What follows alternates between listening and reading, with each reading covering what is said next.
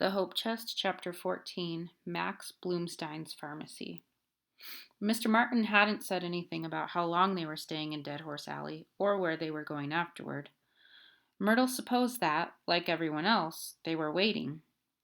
They had been there for 2 days already, but Mrs. Reddy had told them that no one was sure when the legislature would vote. Myrtle didn't know what they would do after the legislature voted. She had no plans. She didn't want to go back to the Girls' Training Institute, and she didn't want to stay in Tennessee. But she wasn't really sure what other choices she had. None, it seemed like. Myrtle would have liked to have gone and found Violet. It would have been fun to go exploring together, but she had seen enough of Tennessee by now to know that was impossible. Mrs. Reddy had gone out to deliver some of the sewing she did for a living and then to visit her daughter. This was a relief. Myrtle felt she could have gotten along fine with Mrs. Reddy if it wasn't for Mr. Martin, but Mr. Martin made the whole situation very uncomfortable. Mrs. Reddy was always casting suspicious looks at him, trying to figure out what he was hiding from and why he was missing 3 fingers and why he had Myrtle with him. Myrtle had been trying to keep Mr. Martin inside and out of sight. He didn't seem to be taking the fact that he was a wanted man very seriously, and Myrtle felt somebody had to. She had gone out for newspapers to keep him busy, and for groceries, sardines, and peaches, and Unita biscuits. But now Mr. Martin seemed determined to go out. He announced that he had to go and talk to people to see if there was any news.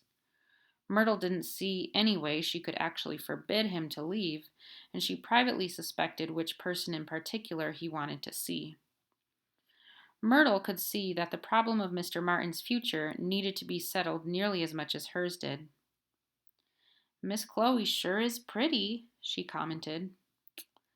"Uh-huh," said Mr. Martin, crawling under the bed to look for his socks. "You should tell her that you love her." There was a loud metallic clang from under the bed, and Mr. Martin emerged, rubbing his head. "Myrtle, that's crazy talk. Be quiet." "You should get married," Myrtle suggested. "I'm a fugitive," said Mr. Martin, smiling thinly. "Do you know what a fugitive is, Myrtle?" "Of course," said Myrtle. "So do your time, and then marry her." "My time is likely to be 20 years in Fort Leavenworth," said Mr. Martin, tying his shoes with unnecessary vigor. "Unless they deport me, which would be if I was lucky." Myrtle frowned. 20 years was a lot. Miss Chloe, being so pretty, was likely to marry someone else in that time. More to the point, Myrtle would be very old in 20 years and wouldn't need a family anymore. "Maybe you should go to China," she said. "It's a thought," said Mr. Martin. "Myrtle, I'm going out, and I want you to stay here and wait. Can I trust you for that?" Myrtle ignored the question. "You could take Miss Chloe to China with you," she said, "and then get married. And you might want to have a kid." "Myrtle, will you stay here and not move?" "Not a baby, maybe," said Myrtle. "Babies are a lot of trouble. But an older kid, you know?" "Yes, that sounds like an excellent idea. Now, stay here, Myrtle, and I'll be back in an hour or so." "Are you sure you would get 20 years?" said Myrtle. "I knew a fellow in D.C. who cut another fellow with a razor, and he only got 3 months." "Isn't it amazing?" said Mr. Martin, half sarcastically and half seriously. "But I'm going to get 20 years. Most of my friends did. Big Bill Haywood did, and I will too." A thought struck Myrtle that had not previously occurred to her. Maybe Mr. Martin had actually done something really serious. Maybe he had killed somebody. "Mr. Martin, why are those agents chasing you?" Myrtle asked. Mr. Martin frowned and straightened his soft collar in the mirror that hung on the wall. "Back in 1918, I spoke out against the war." "Spoke out against it?" Myrtle said. "Yes, I said we shouldn't have been in it, that it wasn't our war." Myrtle stared. "That's it? That's what they're after you for?" "What, you don't think that's enough?" Again, Myrtle couldn't tell if he was being sarcastic. "Keep it under your hat, all right, Myrtle?" "Of course," said Myrtle, offended. "I'll be back in a bit." The way you were dressed, Violet had noticed, tended to make you act a certain way. Violet was dressed the way she had always hated, in a fluffy white dress with a violet satin sash and trimmings of violet ribbon. We wanted to get some artificial violets for your hat to go with your name. Wouldn't that have been darling? Miss Esquadrille had said. But the shops only have yellow and red roses. There were also itchy white stockings and some wretched little patent leather shoes called Mary Jane's. In this ridiculous get-up, Violet sat on one of the wire-backed chairs at a little round, marble-topped table at Max Bloomstein's pharmacy, feeling very ladylike, but at the same time much younger than she was. She told Chloe everything she had overheard in the last 24 hours. If the antis do think they're going to lose, Violet said, poking at the blob of vanilla ice cream in her grape ice cream soda, they said there just won't be a quorum. What's a quorum? She normally didn't like to ask what words meant because it made her feel babyish, but in a costume like this, she had no choice. A quorum means having enough members of the legislature there to have a valid vote, said Chloe. Sometimes dissenting state legislators will leave the state in order to prevent there being enough people to vote. It's an old trick. I'll tell Charlotte Ormond Williams we need to beef up the guard at the train station to keep them from escaping. At least now we know what that surprise you heard mentioned yesterday was. The publisher of the Nashville Banner changed sides. He used to be a Seth. Now suddenly he's an anti. Chloe shrugged. Wonder how they got him. Is there anything else? Violet thought hard. She wished she'd taken notes, but of course that would have been too conspicuous. I don't know. That Miss Esquadrille that I'm sharing a room with is a blithering idiot. Violet, said Chloe reprovingly. Well, she is. She really doesn't have a clue what's going on. She just believes all the applesauce they've told her about how women are too good to vote or too weak or something. I know, said Chloe with a sigh. And at that meeting I went to last night, that Senator Candler, the way he was talking, I think he really hates females. He doesn't think we're too good to vote. He thinks we're too bad. I know, Chloe repeated. She was looking more tired by the minute. Oh, and here are these stupid pamphlets I'm supposed to be passing out at the train station this afternoon. Violet dropped the stack of leaflets on the table. Chloe picked one up.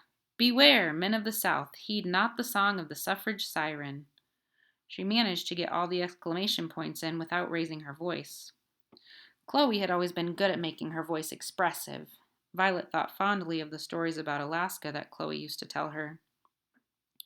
Read the inside, said Violet.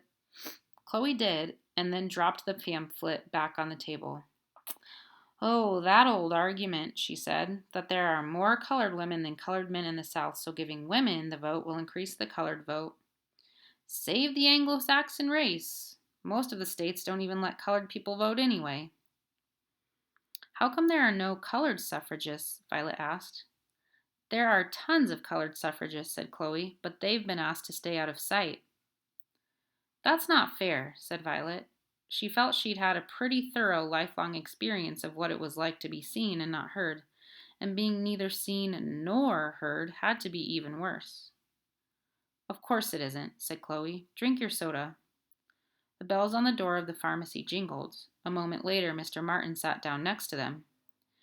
Do you mind if I join you? He said belatedly.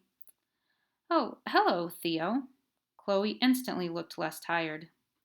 Violet studied the slowly turning wooden ceiling fans overhead while they talked.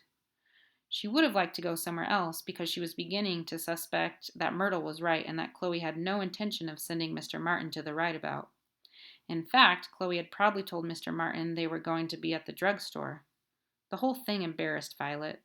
She didn't understand it either because both of the Mr. R's had been much better looking and more suitable than Mr. Martin, not to mention richer. Plus, they hadn't been Bolsheviks and they hadn't had Palmer agents looking for them. Violet got up and wandered over and looked at a display of boxed candies. What do you mean you have to go to the movies? Mr. Martin was saying. You don't even like movies. You don't like the grainy little lines running up and down the screen. They give you a headache. I know, said Chloe, sounding like she already had a headache. Maybe I'll take him to the burlesque instead. Just who is this fella, anyway? I don't know. We'll be assigned them this evening. We have to make sure the legislators have a good time so that they don't leave town over the weekend. Make sure they have a good time? Exactly what is that supposed to mean? Theo, please, you're causing a scene. Violet drifted farther away. She tried to interest herself in a display of surefire liquor cures. She was aware that everyone in the drugstore was watching Chloe and Mr. Martin quarrel, and she wished Mr. Martin would remember that there were Palmer agents looking for him. Then she thought of something. If Mr. Martin was here, maybe Myrtle was around somewhere. Violet wanted to see her, and it would be a relief to talk to someone her own age after all the boring adult conversations she'd had to listen to lately. Violet found Myrtle hiding in a recessed doorway beside the drugstore under a sign advertising Underwood typewriters, the machine you will eventually buy. Myrtle was happy to see her, and they sat down on the stoop and exchanged news. Myrtle was jealous of Violet's job as a spy. Because it's important, Myrtle said. I'm not doing anything important. I'm just waiting for them to vote. She nodded upward at Capitol Hill. You're keeping an eye on Mr. Martin, Violet pointed out. That's important. He needs someone to keep an eye on him.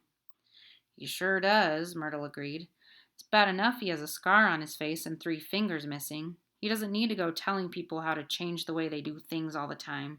It makes them remember him. Violet thought Mr. Martin probably did need to go telling people to change the way they did things, or he wouldn't be Mr. Martin. He's in there making a scene right now, she said. Myrtle looked apprehensive. Maybe we should go in and stop him. Violet shook her head. I think that would just make it more of a scene. Myrtle nodded, seeing the sense in this. I don't know what's going to happen to him after this is all over. He's no good at hiding. At the thought of after this is all over, they both lapsed into silence. Violet was thinking about Chloe, who had yet to say that Violet could come and live with her.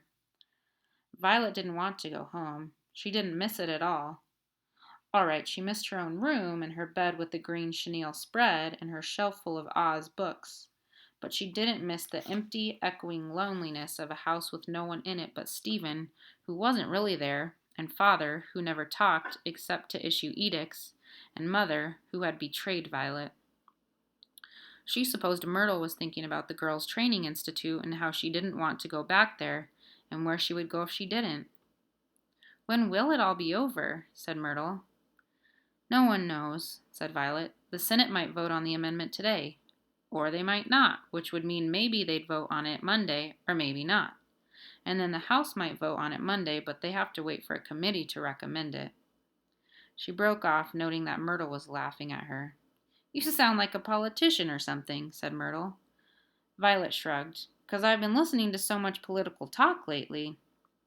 She thought of how sick she was of political talk. I should come visit you and Mr. Martin where you're staying, and maybe we could go. No, said Myrtle. Violet looked away, stung.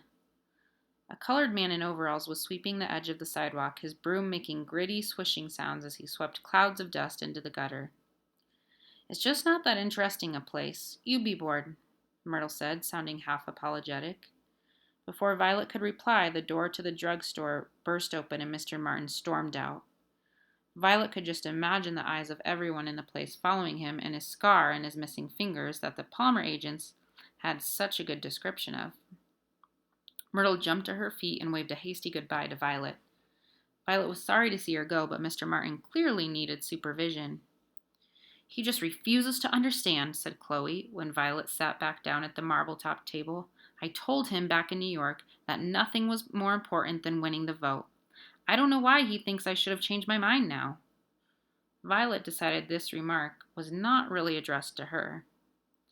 What's going to happen today? She asked. Are they meeting in the Capitol? The Senate will probably vote today, said Chloe, pulling the paper straw out of her strawberry phosphate and looking at it disconsolately. It was coming apart. Really? On the Susan B. Anthony amendment? Violet thought this was great news and couldn't understand why Chloe wasn't more excited. It's only the Senate, said Chloe. That's just half of the legislature. There's still the House to worry about, and they're what we are worried about. We know we're going to win the Senate. All anybody on either side ever seemed to say was that they knew they were going to win, so Violet wasn't very impressed by this. I don't think Senator Candler is going to vote for the amendment. He despises women.